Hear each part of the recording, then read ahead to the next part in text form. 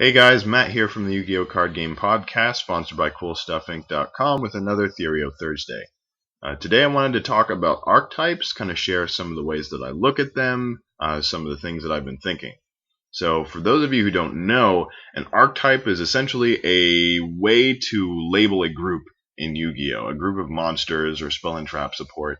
So for example, there's the Blackwing archetype. There's Blackwing, Zephyros the Elite, Blackwing, Gale the Whirlwind, Blackwing, Sirocco the Dawn. There's other archetypes. There's Medolches, there's Machinas, there's Heroes, there's Inzectors. So with an archetype, it essentially allows you to focus your creative talents into making a particular deck as good as possible. So for instance, if you were going to play wind-ups and they weren't like fantastic and already one of the top tier decks, you'd have the option to bring your specific play style to a group of cards that's kind of already been pre-constructed for you.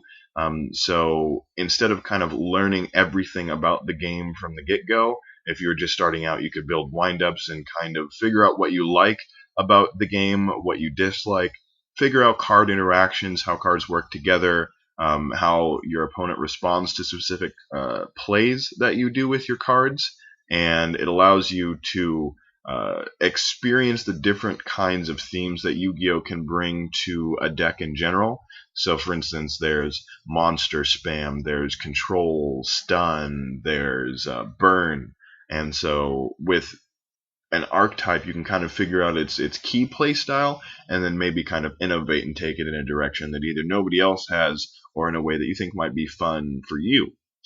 So one of the things about archetypes is that you can play them, anyone now, with dueling networks. So if you're trying to kind of understand the best decks in the game, and you don't really want to play them, you want to kind of build your own secret weapon against them, for instance, and kind of build your own decks. You can play on Dueling Network, play the decks, play against the decks, and learn how they work, essentially.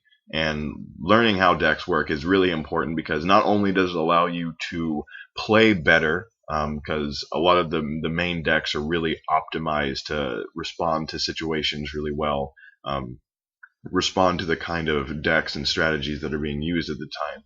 They also allow you to learn, basically. I mean, you can play a wind-up or an Inzector deck and think you really like equipping monsters to other monsters, or you really like having a lot of Xyz options all at one time. And so you can take those lessons that you've learned and apply them to other decks.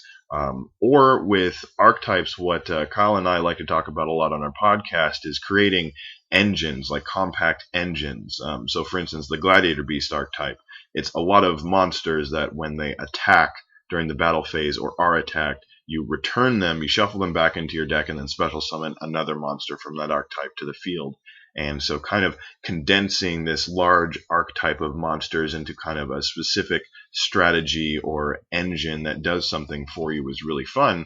And it also allows you to transplant those monsters into another deck and then start combining strategies and making some really cool options for yourself.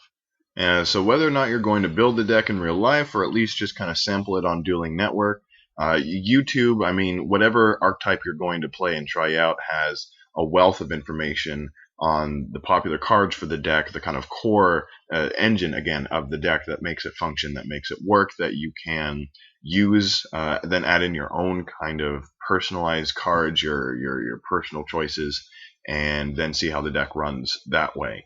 And with Konami, it seems like they're just going to keep making archetypes. They're going to keep making them, hopefully, unique from each other, and that way we get a lot of interesting play experiences and interaction with cards. It keeps the game fun. So if there are any particular archetypes you guys just like, or you recommend to people, or you hate archetypes, or you love archetypes, feel free to leave them in the comments.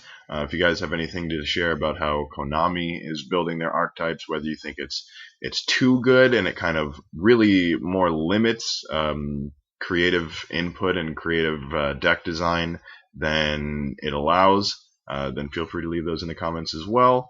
Also, if you liked the video and you would like to see more Thearioh Thursdays, feel free to tackle Mr. Like button and let me know. Alright, thanks guys. This has been Matt for the Yu-Gi-Oh! Card Game Podcast, sponsored by CoolStuffInc.com, and we will see you next week.